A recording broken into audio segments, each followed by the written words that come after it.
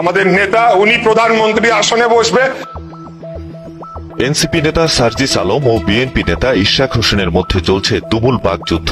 সম্প্রতি সামাজিক যোগাযোগ মাধ্যমে দলীয় প্রতীক ইস্যুতে সার্জিসের এক পোস্ট নিয়ে প্রতিক্রিয়া জানান ইশরাক। ওরা শাপলা না পাইলে আমরাও নাকি ধানের শীষ পাবো না। শাপলা জাতীয় প্রতীক নয়, জাতীয় প্রতীকের একটি অংশ। একইভাবে ধানের শীষ, পাটপাতা এবং তারকাও জাতীয় প্রতীকের অংশ।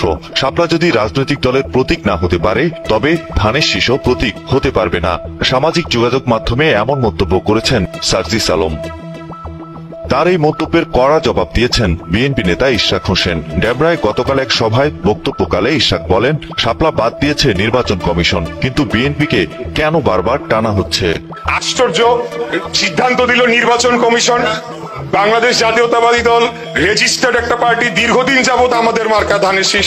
সে বিএনপি কে কেন টেনে আনছে বারে বারে? তারা কি বিএনপি কে, তারা নিজেদেরকে কি বিএনপির সমতুল্য ভাবতে চায়? হ্যাঁ চায়। এই কাজটি এই বর্তমান অন্তর্বর্তীকালীন সরকার সূক্ষ্মভাবে করার চেষ্টা করেছিল। এনসিপি বিএনপি সমান সমান করার একটা অপচেষ্টা। এ সময় এনসিপিকে চ্যালেঞ্জ ছুড়ে দেন ইশরাক। আমি তাদেরকে বলবো, বিএনপির যখন জন্ম হয়েছে তখন আপনাদের জন্ম হয় নাই। অতএব আমাদেরকে আপনারা আন্ডার এস্টিমেট করবেন না। আমরা অত্যন্ত ধৈর্যের সহকারে সেই 5ই আগস্টের পর থেকে অনেক কিছু বলা হয়েছে আমাদের বিরুদ্ধে, আমরা তেমন কোনো সেটা রিয়াকশন দেই নাই বা কোনো আমরা প্রতিশোধমূলক আচরণ করি নাই। আমরা ধৈর্য ধরে গণতান্ত্রিক আচরণ করেছি, সবকিছু শুনে নিয়েছি। মেয়র হওয়ার দাবিতে নগর ভবনে আন্দোলন নিয়ে ইশরাক বলেন, অন্তর্বর্তী সরকার একবারও মুখ তুলে তাকায়নি।